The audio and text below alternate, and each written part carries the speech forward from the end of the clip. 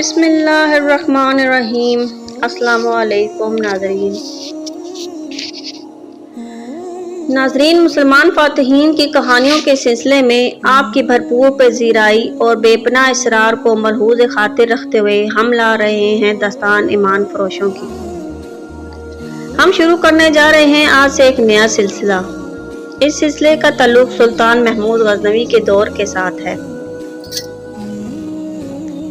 سب سے پہلے ہم اس بے انصافی، دھاندلی اور تعصب کی تفصیل بتائیں گے جس سے سلطان محمود غزنوی کی شخصیت اور جہاد کی تاریخ کو مسخ کیا گیا ہے۔ جن لوگوں نے انگریزوں کے دور حکومت میں 10 جماعتیں پاس کی ہیں، انہیں ہندوستان کی تاریخ میں سلطان محمود غزنوی کے 17 حملے پڑھائے جاتے تھے۔ نمایاں طور پر تاثر یہ دیا جاتا تھا کہ محمود غزنوی لوٹ مار کے لیے ہندوستان آتا تھا اور جواہرات اپنے ساتھ لے جاتا تھا۔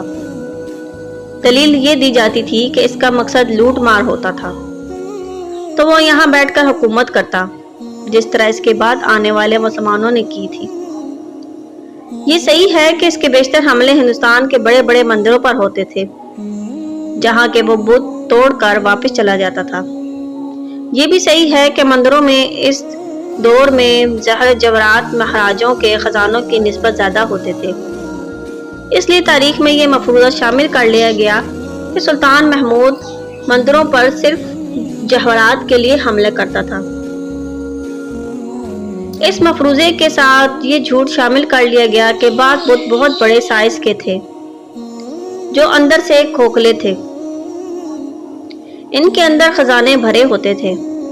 تھانسیر اور سومناتھ کے بڑے بتوں کے متعلق خاص طور پر لکھا گیا ہے کہ ان کے اندر سونا بھرا ہوتا تھا اور سونے کے لیے ہی سلطان محمود نے یہ بت توڑے تھے۔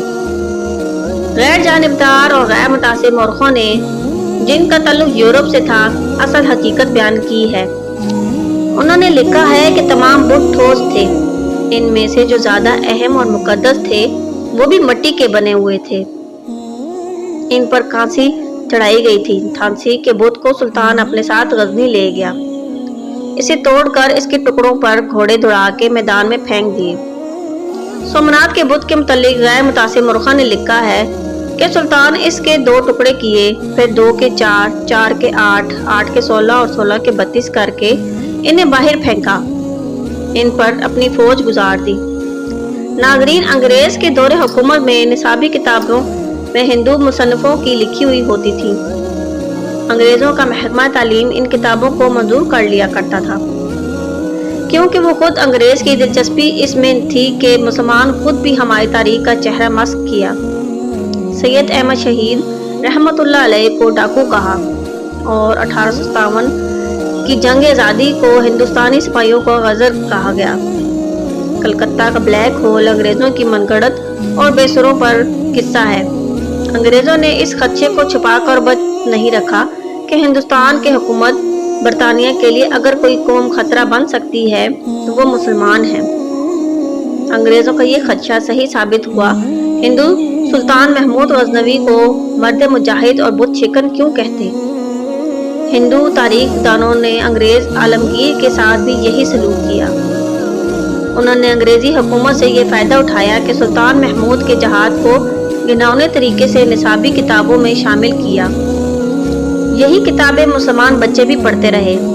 سلطان محمود کی تاریخ کو 17 حملوں تک محدود رکھا گیا۔ پاکستان معرض وجود میں آیا تو بھی وہی نصاب رائج ہوا اور سلطان محمود غزنوی کی 17 حملوں کی وجہ سے ہی پہچان بنائے گی۔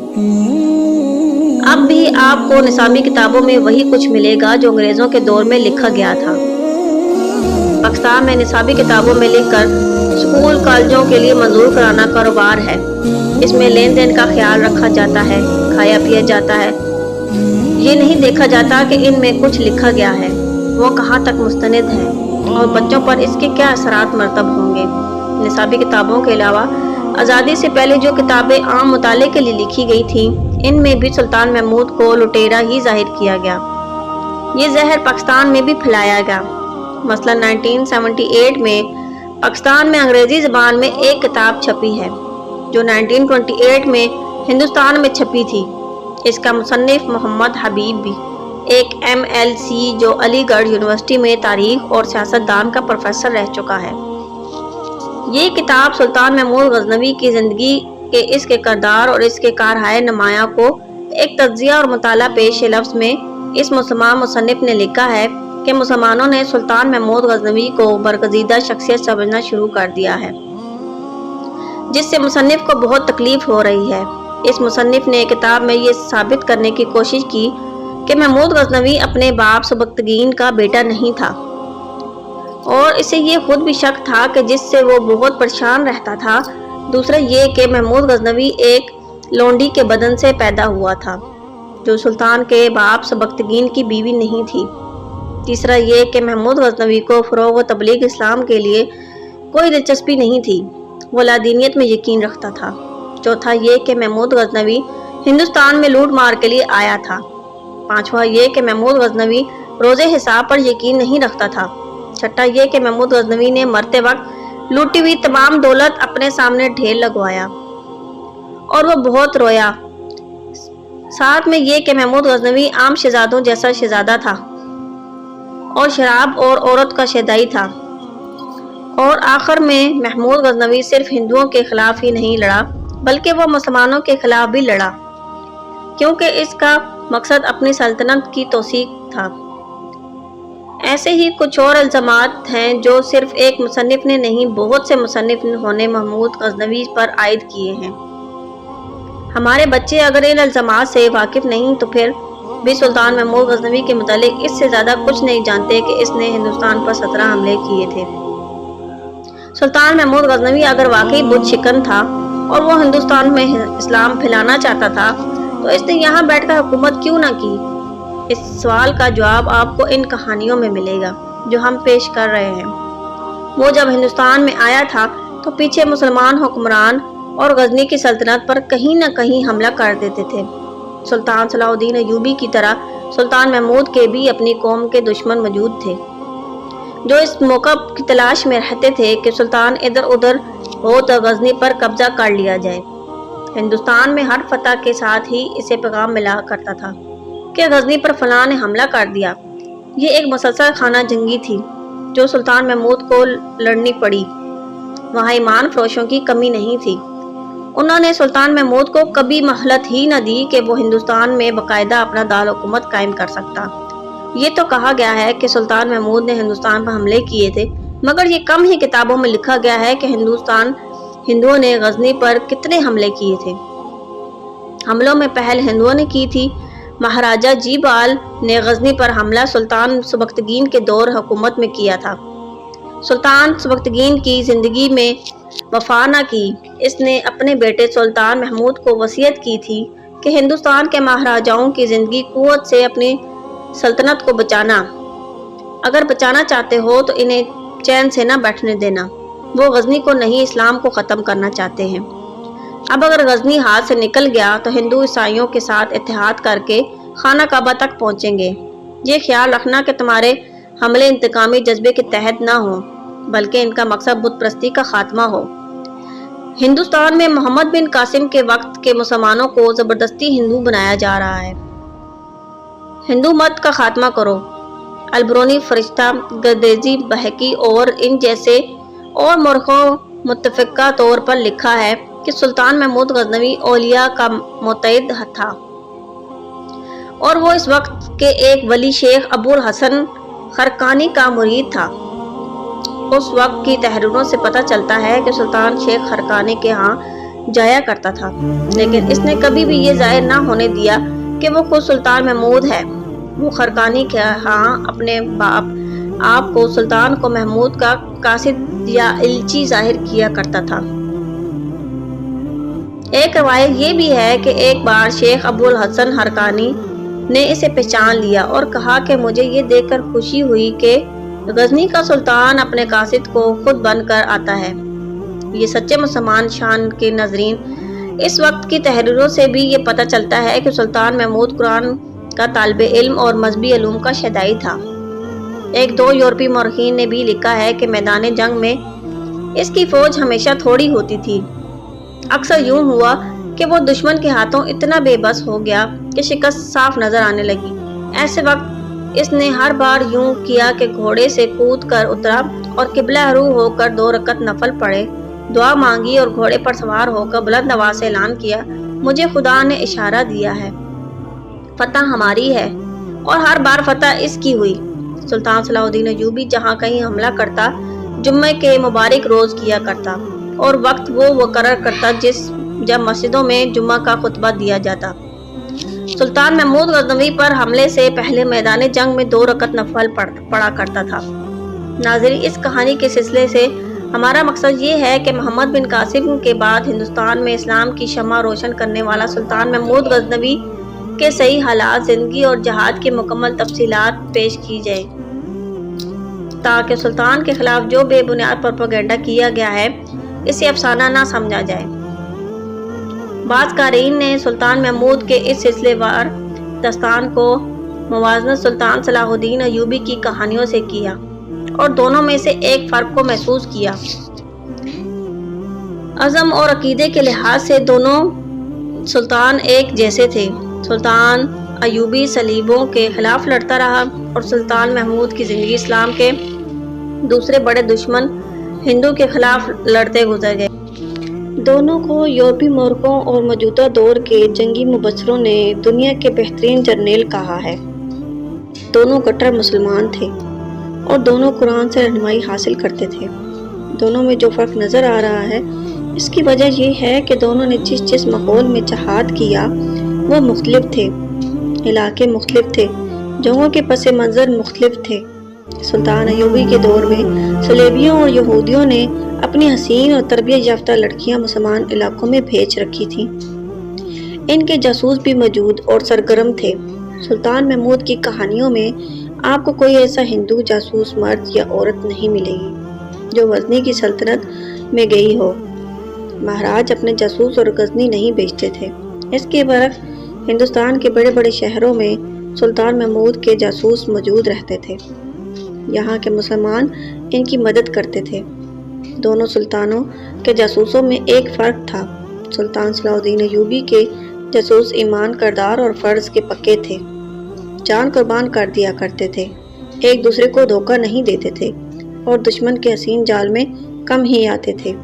اس کے برعکس سلطان محمود کے بعد جاسوس ہندوؤں کے جال میں پھنس جاتے تھے۔ اس کی سب سے بڑی وجہ ہندوؤں کی شب بیداری تھی، جسے منظر عام کہہ سکتے ہیں۔ اس زمانے میں ہندوستان کی جادوگری ساری دنیا میں مشہور تھی۔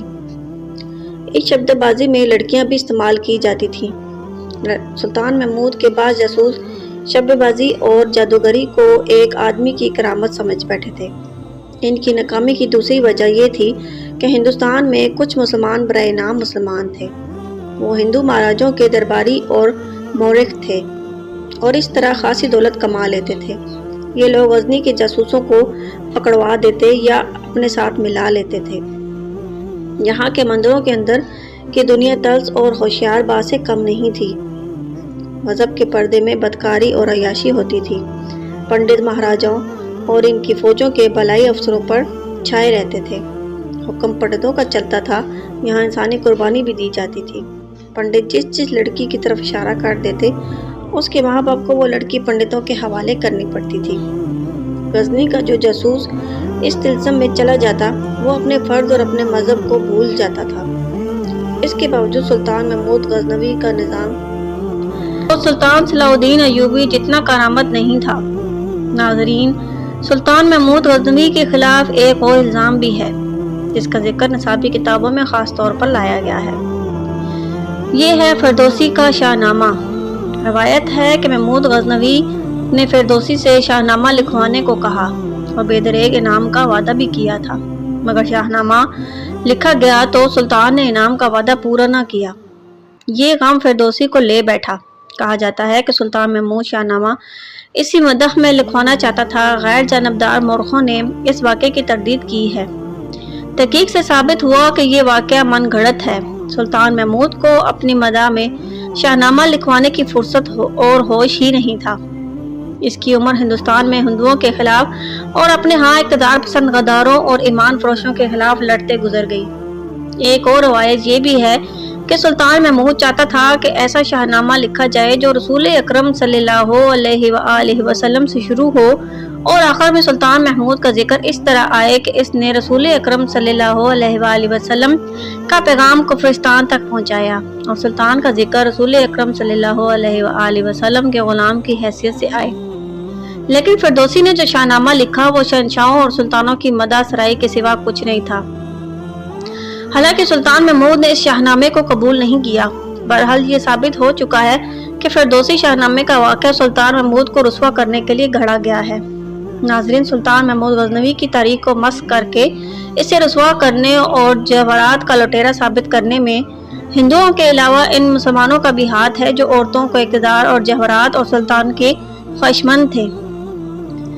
ہم جو کہانی آپ کے سامنے پیش کر رہے ہیں اس میں آپ کو تمام لوازمات ملیں گے جو آپ کے اور آپ کے نوجوان نسل کے اس مطالبے کو پورا کرتے ہیں کہ کہانی تفریحی انداز میں لکھی جائے، اس میں سنسنی خیزی اور سسپنس ہو اور یہ جذبات میں ہلچل مچا دے۔ ساتھ ہی ساتھ یہ کہانیاں اس قومی جذبے کو بھی زندہ و بیدار کریں گی جسے ہمارے ملک میں ذہنی لذت مہیا کرنے والے فحش کہانیوں سے ختم کیا جا رہا ہے۔ تو شروع کرتے ہیں اس بت شکن کی کہانی جسے سلطان محمود غزنوی کے نام سے جانا جاتا ہے۔ 1 نومبر 1971 بمطابق 10 محرم سن 57 ہجری کے روز امت رسول صلی اللہ علیہ وآلہ وسلم کا وہ مرد مجاہد پیدا ہوا جسے تاریخ بت شکن کے خطاب سے پہچانتی ہے۔ یہ تھا سلطان محمود غزنوی۔